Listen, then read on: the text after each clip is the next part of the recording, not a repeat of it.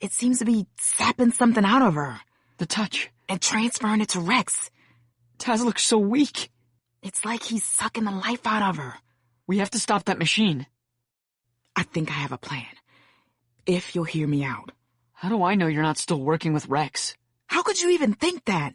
Maybe because just a few weeks ago you helped him capture Taz? He was blackmailing me. So what? Corey takes a deep breath. Eric, it might be too soon to say this, but I love Taz. I don't want to see her hurt. I hate myself for betraying her the first time. Trust me, I do. But I can't change that now. All I can do is try to show her every day how much she means to me. And I know this hasn't been easy for you, seeing Taz with someone else. But I think I make Taz happy. So you can hate me forever, but just know that I will never, ever hurt that girl again. Eric looks at Taz through the peephole and sighs. He looks back at Corey, a steely look in his eyes. What's your plan? Moments later, tears streak down Taz's face as she struggles against the invisible force of the machine. Rex sits beside her in a trance. Taz can hardly stand the pain any longer. But then, she spots Corey and Eric sneaking out of a closet back into the lab. Corey places a finger to her lips, urging Taz to stay quiet. She crawls up to Taz and crouches behind the table. She grabs Taz's hands, and she whispers, "It's okay. I'm here now. Focus on me. Remember how we overpowered the quantum entanglement machine with our connection? You need to do that again. Magnify your powers."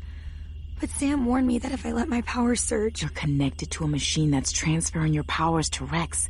So Eric and I think the full surge will hurt Rex, and not you. Taz nods, her teeth gritted against the pain. How am I supposed to tap into that power? You're not connected to me anymore. And Jazz isn't here to magnify my powers either. I'm alone. You are not alone, Taz. And I know it's hard to imagine thinking about anything good or happy right now. Especially tonight. But you can do it. You have to try. Taz shakes her head slowly, more tears streaming down her cheeks. Corey squeezes her hands tighter. Earlier you said that Jazz would like me because I make you happy. I wish I'd met her, Taz. But if tonight has proven anything to me, it's that she's still here. She's with you. She sees you. And I think she would be so proud of you. Proud of everything you've done. Proud of your powers. But most of all, she'd be proud of you for being who you are. Corey looks at Eric and smiles. And for always prioritizing the people you love. Through her tears, Taz locks eyes with Corey. She looks at Eric, who nods at her. Taz nods back. Then she closes her eyes. A shock jolts Corey's hands, forcing her to drop her grip on Taz. She quickly opens Snapchat on Taz's phone and watches as the dark matter surrounding Taz surges. But instead of enveloping Taz and destroying her, it seems to move toward Rex and surrounds him in a thick cloud. His eyes widen, the surge shocking him out of the trance. What? What's happening? He looks over to Taz. What are you doing? A slight glow begins to emanate from Taz's skin. Corey watches the dark matter form a deep, jet-black cloud around Rex's heart.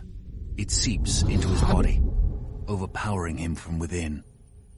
His body begins to turn translucent. Corey looks to Taz, then to Eric, who is standing over Rex, a hand on a lever of the machine. Corey and Eric lock eyes. Stop it! Stop! If you pull that lever, all her power will surge into me at once. That's the idea. Eric! Eric whirls to look at Corey and Taz, whose body has lifted slightly from the table, floating. Eric, do it! Now! Eric yanks the lever. Taz's back arches as the dark matter she's been harnessing charges into Rex. Horror passes over Rex's face for just a moment. And then, suddenly, he vanishes. Rex's body is gone, leaving nothing but dark matter in its place. Eric pulls both levers on the machine, shutting it down, and releasing Taz from the connection. restoring her powers. Taz slumps back onto the table. Corey frees her from the restraints. Taz's eyes are closed. Corey gently strokes Taz's cheek, her hand shaking. Taz? Eric runs over and puts a hesitant, single finger on Taz's arm. Taz? Taz's eyes flutter open, and she looks up at the two most important people in her life. Did it work? I think so. We used what he wanted most to destroy him. He's gone, Taz. He's been turned into dark matter. You did it. No. I was frozen with pain. You guys did that. It was your surge, your powers that did it. We just helped. Well, it was all Corey's idea. And I have to admit, it was a really good one. So the surge? Is it over? Corey holds up the dark matter meter to Taz and snaps a picture. Look, there's still a lot of dark matter around you. I think there's more you have to resolve to stop the surge from happening again. In the last memory, Jazz spoke to me. Not through blocks this time. She spoke actual words. What did she say? Stop where they aren't silent, but I can see you. What does that mean? Doesn't make much sense, but it sounds like... Our secret language. Exactly, so every word means its opposite. So stop means go. Eric starts typing on his phone. And they means we. What about where? No opposite. Corey looks at Taz, confused. We only convert words that have a clear opposite. The word where doesn't have an opposite. Oh, I see. Taz continues. Aren't means are. Silent means... Speaking? Eric nods. I can means you can't. See means here. And you means... Me. Taz and Corey both look at Eric. What do we get? Go where we are speaking, but you can't hear me. I still don't get it. Corey looks at Taz excitedly. Do you think she means... Taz nods. My nightmare. Right, your recurrent dream. Where Jazz says something right before the car crash. But I can't hear her. I think we need to go back, to where Jazz died. A few hours later. Are you ready, Taz? I think I'm as ready as I'll ever be. We're right here if you need us. Both of us. Thanks, guys. Do you want me to come with you? Into the memory? Taz smiles at Corey, but shakes her head. I think I need to do this alone. Corey gives Taz's hand a squeeze as Taz steps out of Eric's car and into the intersection.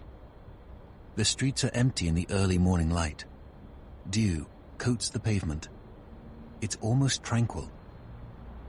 Taz glances over at the side of the road where a makeshift memorial to Jazz has been set up. Flowers, candles. A faded picture of Jazz hugging Taz flaps in the wind. Taz pulls out her phone, opens Snapchat, and taps on the flashback filter. The memory door appears in the middle of the intersection. Taz takes a deep breath and steps through. The memorial fades. Dawn turns to nighttime, and Taz finds herself back in the passenger seat of a car, next to her sister. Jazz, watch out! Jazz slams on the brakes. The car comes to a screeching halt right at a red light. Jazz and Taz exhale at the same time. Sorry, I got distracted. You're never distracted like this. What's wrong, Jazz? Look, there's something I need to tell you. Jazz leans over and whispers something in Taz's ear, but Taz can't hear. The light turns green and Jazz starts driving. And then a truck flies into the intersection and crashes into their car. The car flips over. The windshield shatters. Taz's head slams against the dashboard, and when she opens her eyes, she finds Jazz, bleeding, losing consciousness. Jazz! Jazz, wake up! Stay with me! Taz. Listen carefully. Jazz leans over in her seat. She starts to whisper something in Taz's ear, and this time Taz can hear her. It's my soul, Taz.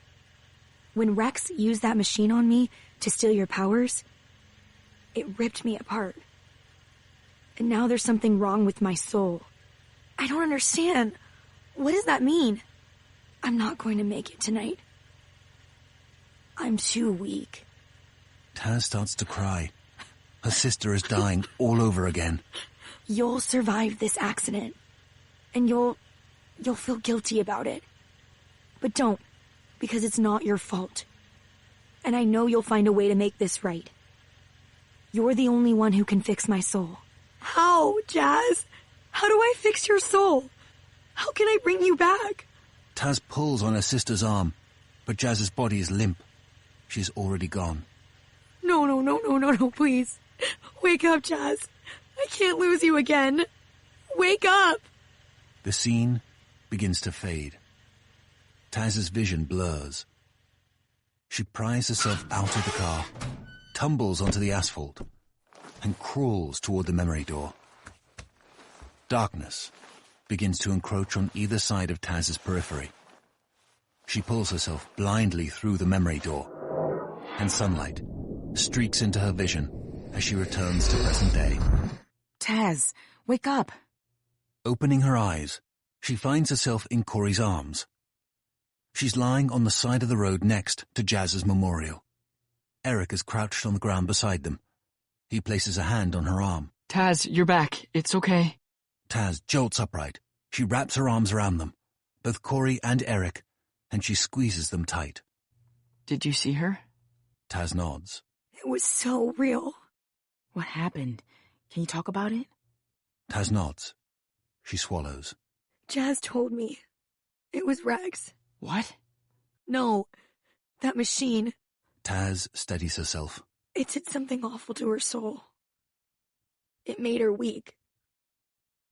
If it hadn't been for Rex, what he did to her, she would have survived. Oh, Taz. Eric's eyes fill with tears. No. Don't you get it? Taz smiles through her tears. You were right all along. All this time, you told me not to feel guilty about Jazz's death. And now, I know Jazz doesn't want me to feel guilty either. She wants me to save her. Corey envelops Taz in another hug. We'll help you, whatever you need. We'll be right here. Taz smiles at her girlfriend, and then at Eric. I know you will. Corey takes Taz's phone and opens Snapchat, pulling up the dark matter meter. She snaps a picture of Taz. Look, the surge. It's gone. You're safe now. Taz slings one arm around Corey, pulls Eric in with the other, and looks at each of their faces, both full of love and support. Of course I am.